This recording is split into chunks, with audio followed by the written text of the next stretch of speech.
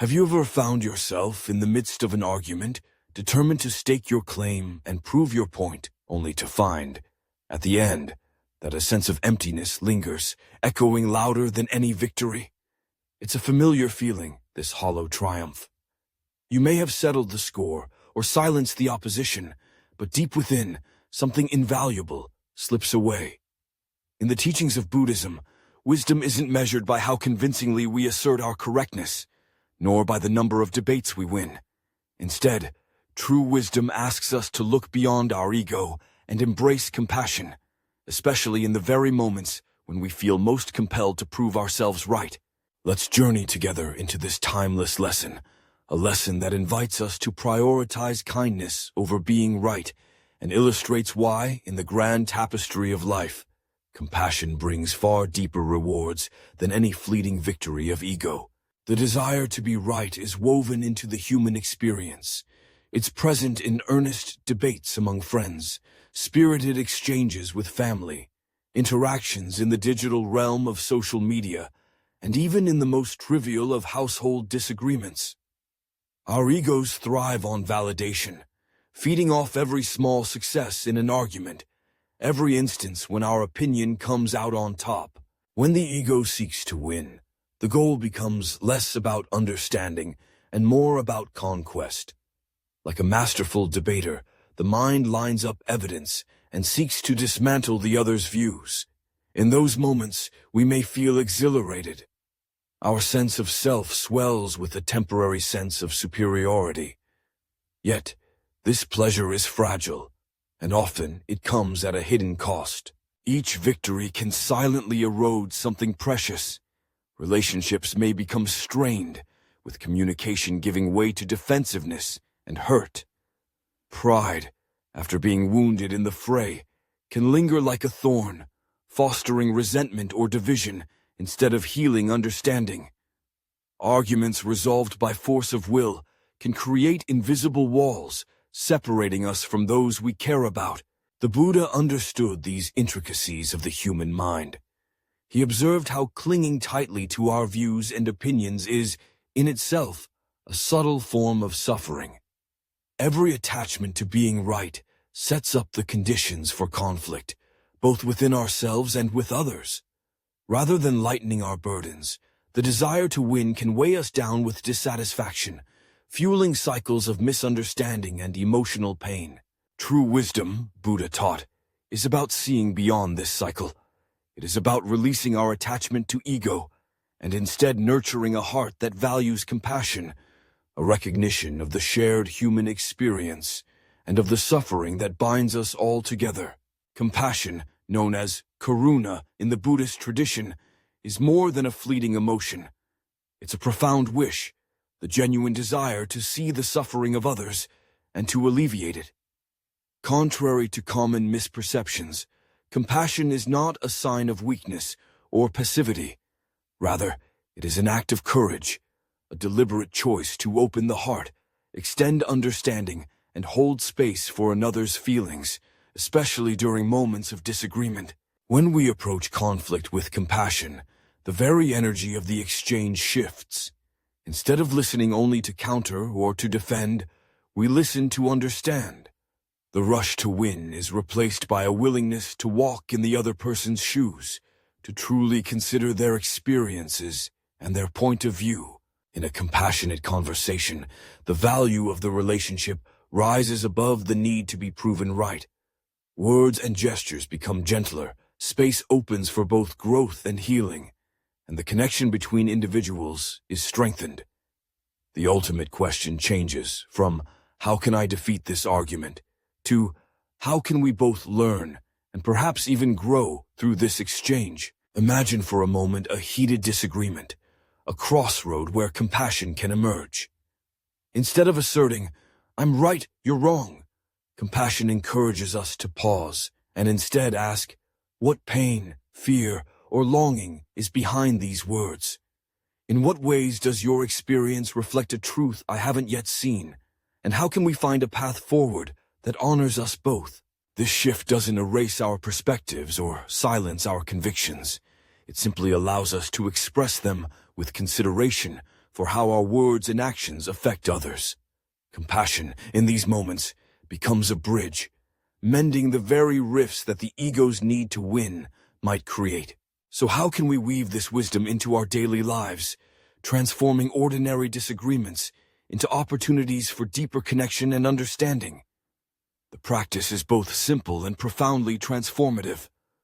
The next time you sense conflict brewing, be it with a loved one, a colleague, or even a stranger, try following these steps. First, pause. Notice the sudden urge within you to correct, to prove, to win. Acknowledging this impulse is itself an act of mindfulness, bringing awareness where previously there might have been only reactivity. Second, breathe. A deep breath, slow and steady, creates space between stimulus and response. It anchors you in the present moment, allowing emotions to settle and clarity to arise. Third, reflect. Gently ask yourself, is being right in this moment truly more important than being kind? What are the long-term consequences of what I'm about to say? Am I speaking from a place of understanding or from a need to assert myself? Finally, respond with compassion. This doesn't mean you must agree or yield your position. It means you hold your own truth firmly, yet gently, offering it in a way that does not harm or diminish the other. You can disagree while still affirming the dignity of the person before you, choosing words and actions that foster trust and respect. Kindness does not demand that you abandon your convictions, nor does it require surrender or self-effacement. Instead, kindness in disagreement is the art of sharing your truth without wielding it as a weapon. It's the quiet strength of allowing room for multiple perspectives, even those that challenge your own. Bringing compassion into your daily interactions might look like this. When a friend disputes your opinion, you listen fully, without plotting your counter-argument. When a family member voices something you find difficult to accept, you seek to understand what that viewpoint means to them and why it matters. When a heated topic arises in a work meeting, you focus not just on clarity of logic, but on the emotional undercurrents present, addressing them with honesty and care. The practice of compassionate communication invites vulnerability. It challenges the protective armor of ego and opens us to the possibility that we don't have all the answers, or that being understood matters more than being right. Over time, you may start to notice a powerful transformation. Arguments lose their sting, relationships grow more resilient, and the circle of your compassion widens, embracing not just those you love, but those with whom you disagree. Stepping back, we can see how this teaching offers a blueprint, not only for individual peace, but for healing the divisions that ripple through communities and societies. When groups and nations cling stubbornly to their own righteousness, conflicts deepen and wounds fester. Yet, when even one person chooses to act from compassion instead of a need to conquer, the world edges a little closer to understanding and reconciliation. Let's remember, too, that compassion is boundless. It extends inward as well as outward. Often, our fiercest arguments are not with others, but with ourselves. The battles of self-doubt, criticism, or regret that quietly erode our well-being. To choose kindness in those moments is to lay down the weapons of self-judgment and instead offer ourselves the same patience and understanding we hope to extend to others. Every day, innumerable moments appear before us, each carrying the chance to choose. Will we defend the small fortress of ego, or will we open the doors of our heart and step out into the shared realm of humanity? Each interaction, each disagreement, is an invitation to grow in wisdom, to deepen our connection with others, and to ease not only our own suffering, but the suffering of those around us. The Buddhist path is neither about denial nor passivity. It is about cultivating the clear-eyed courage to meet both ourselves and others with empathy. In those most challenging moments, when the urge to win is strongest, when it seems as if kindness is the weaker option, Remember that compassion is born from strength, not from fear. It requires resilience to remain open, calm, and gentle while standing firm in what is true for you.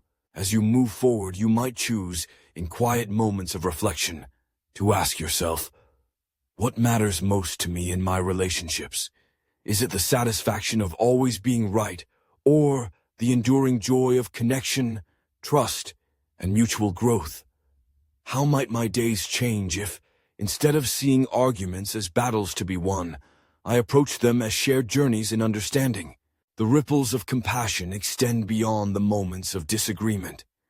Each time you respond with kindness rather than quick retort, you affirm the basic dignity that resides within every person. You teach, by example, that it is possible to disagree without division, to love without condition, and to walk in the world lightly, free from the heavy burden of always needing to be right. In the end, every encounter, whether harmonious or contentious, offers a hidden gift, the opportunity to know yourself, others, and the rich landscape of human experience a little more deeply. Through the gentle art of compassion, you foster not only your own peace, but that of everyone around you. Today, as you pause to reflect, remember, in every moment, we stand at a crossroads. One path leads us to defend the fragile walls of ego, often at the expense of understanding and connection. The other invites us to open our hearts, to see ourselves in others, and to meet even conflict with the humility and strength of wisdom. May you find, in both small and great battles, the courage to choose compassion. And may you come to know that in lifting up others, in seeking to heal and understand, you win the only victory that matters, a victory for the human spirit, shared by us all. In kindness we become whole. In compassion we discover true freedom. And in every gentle choice, we create a legacy of understanding that will echo far beyond our own lives. As the soft winds of this world drift by, and as the temple bells fade into memory, may you carry this wisdom with you. Each step, each word, a little kinder, and each day, a little more compassionate. For in the end, it is not the rightness of our arguments, but the openness of our hearts that truly shapes our world.